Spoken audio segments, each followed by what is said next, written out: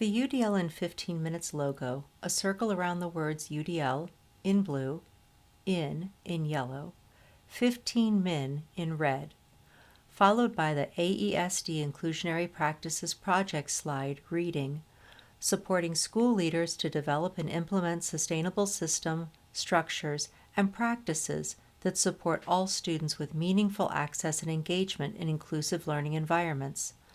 Followed by a photo of Jenny Parker, a white woman with light, shoulder-length curly blonde hair and wearing thick black framed glasses.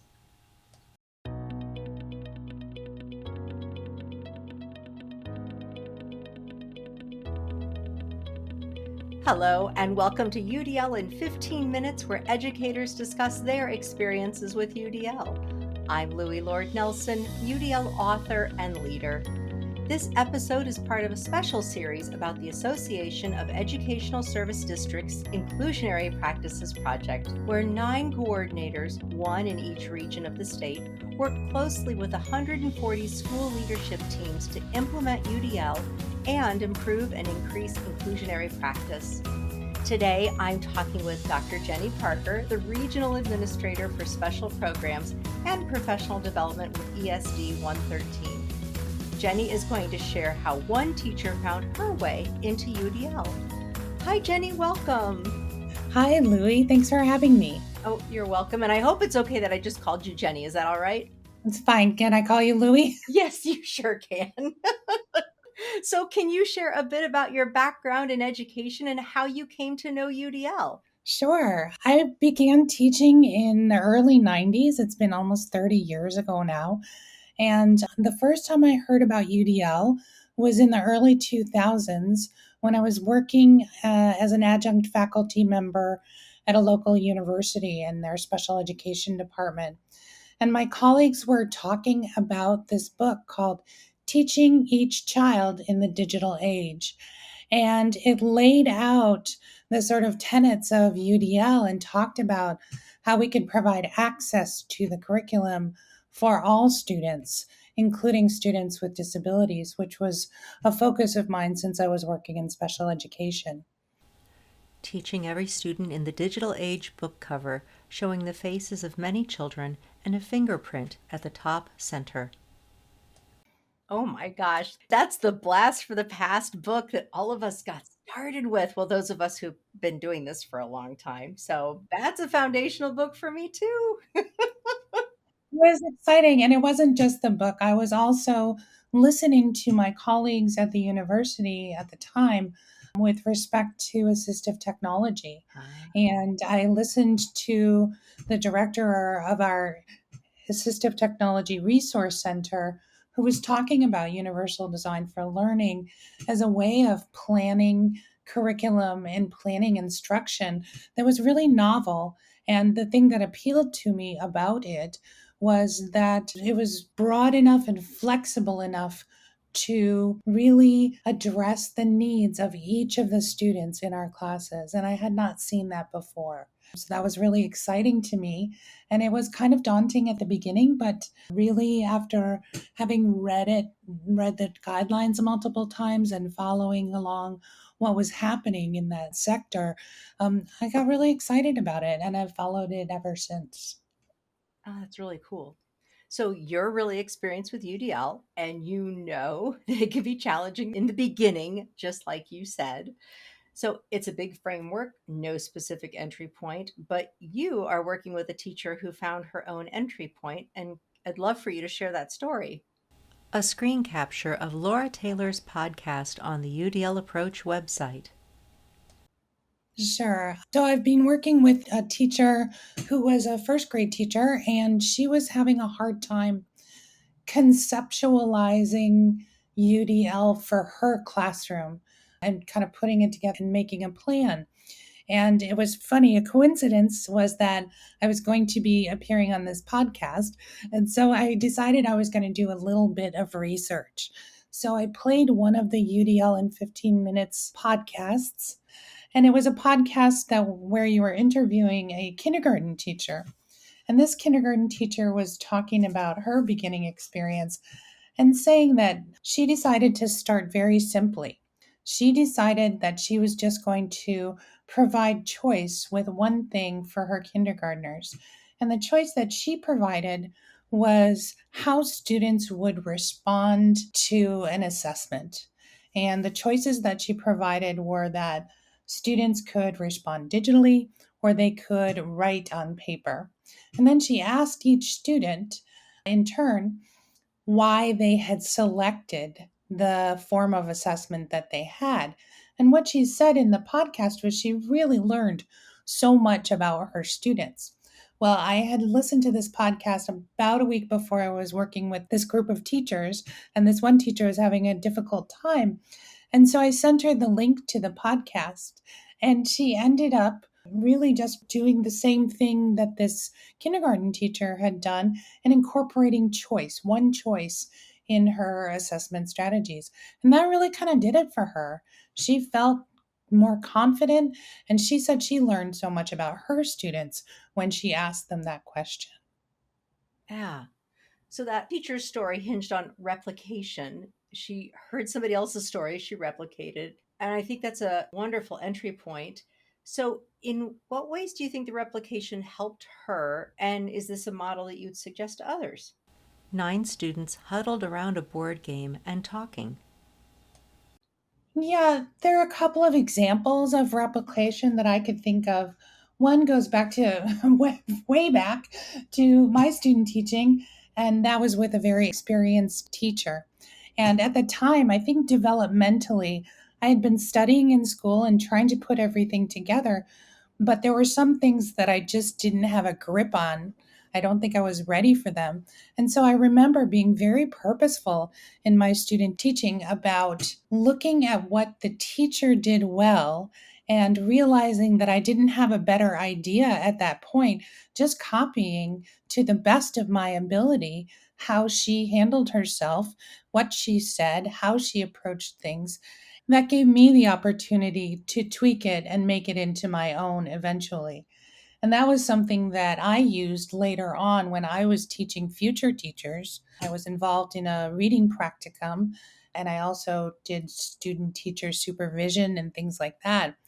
And I would say to students, look, if you don't have a better idea, go ahead and do what I do. I will act it out for you. I will do some role playing and just do what I do and see if that works. If it doesn't work, then you get to be the critic. You get to be the editor of that content. You can take it and make it into your own so that it makes sense for you. So I think that's the beauty of replication. It allows us to, in practice, have an experience which we can then change our own practice to fit our own personality, our own needs, our own kind of situation and context. Yeah, I know sometimes I think in the American educational system, we get hung up on replication, especially on students' part. But even as educators, it's like we feel like we're cheating. And just as you were pointing out, it's not cheating, it's following a model you watched that you observed was really strong. And then inherently we bring our own piece to the replication. But even when we're working with a colleague, we could make that explicit in the reflection process. So you did what you saw, but then what did you add in that was your own? And I agree with you. I think it's a very valuable process. So it does sound like replication is something to add to the UDL facilitator toolbox. What are other tools or strategies that you find have a high impact when it comes to others learning about UDL? 3 teachers sitting in a school library with their laptops open and planning together. That's a really good question. I think there are two things that kind of go hand in hand. The first thing would be collaboration. I think co planning and co teaching are amazing ways to accomplish great things in the classroom that meet the needs of all or many children. And I think the other thing, if you combine collaboration with the practice of watching one another teach, then you have a really powerful model that can change classroom practice on the part of teachers. So if we maybe record ourselves teaching, or if we watch somebody else teach, or have somebody come and watch us teach, it really calibrates our understanding of what good instructional practice is if we get together and talk about it. And I think that it's really important to have other people kind of triangulate understandings of what's going on in education because there's so much. And I think that you can do a reasonable job on your own. But when it comes to really making strides, changing things up, and being innovative, I think it's important to talk to other people and to get other people involved. And that's also one of the joys of this profession is that we get to do that as part of our practice. Yeah, I absolutely agree. I am a huge proponent of recording oneself during delivery of instruction. And so I did it when I was in the classroom. I do it during professional development if I'm recorded, or I will have someone recording me and going back and watching. And I don't know that there's anybody in the world that doesn't cringe a little bit, at least when they watch themselves. But like you were saying, there's so much you can learn from watching your behaviors. How are you interacting? Which students are you turning to more? Are you really sharing that collaborative space with your colleague? All these different pieces. So, are there protocols around the video aspect of watching oneself and then reviewing the video? So I'm really new to this project, so that hasn't been part of my practice here. I was just thinking about effective practices that I've come across in the past. Yeah. And going back to that sort of university experience, having students record themselves doing a short lesson and then looking at the different components of the lesson, looking at the data that the lesson gives us. Are we making eye contact? Have we shared the objective? Are we being enthusiastic? That's an important piece because enthusiasm is infectious with kids. And so sometimes those things are brought to the front. You can't really hide from a recording. You know what I mean?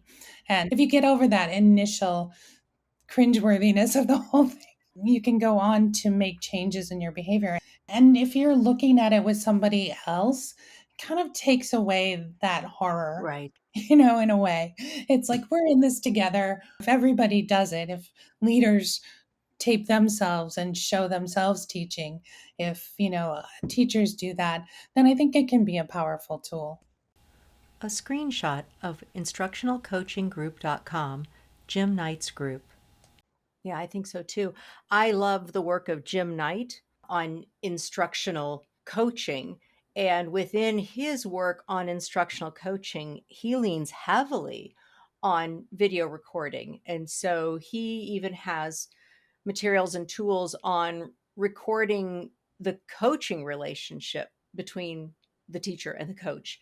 And so the coach is recording that and going back and looking at their own coaching styles and tools and how they interact with the teacher. So he's got a lot of wonderful tools that I pass around a lot and point people to his website. I'll have to check that out. I think that a side by side coaching, it's sort of that same concept, isn't it?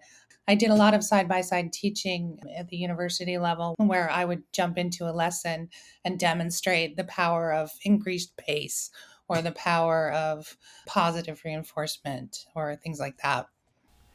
Jenny Parker wearing a black t shirt and red rimmed sunglasses. Yeah, yeah, absolutely. I agree with you that in the moment, prompting is so helpful. And so by watching ourselves in the coaching avenue or context, we can see how well we're doing that. Well, this has been a great conversation, Jenny. I really appreciate it. Thank you. And I think it's going to give people a lot of reflection points on how they bring new practice into their environment and maybe feeling a little safer about just replication. Very simple replication. So thank you. Well, thank you for having me. It's been fun. You're welcome. Video captures of the UDLapproach.com, followed by the UDL in 15 minutes logo. So, for those listening to this podcast, you can find supplemental materials like an image montage with closed captioning, That montage with audio descriptions, a transcript, and an associated blog at my website, which is the udlapproach.com/podcasts. And finally, if you have a story to share about UDL implementation for UDL in 15 minutes, contact me through the udlapproach.com. And thanks to everyone for your work in revolutionizing education through UDL and making it our goal to develop expert learners.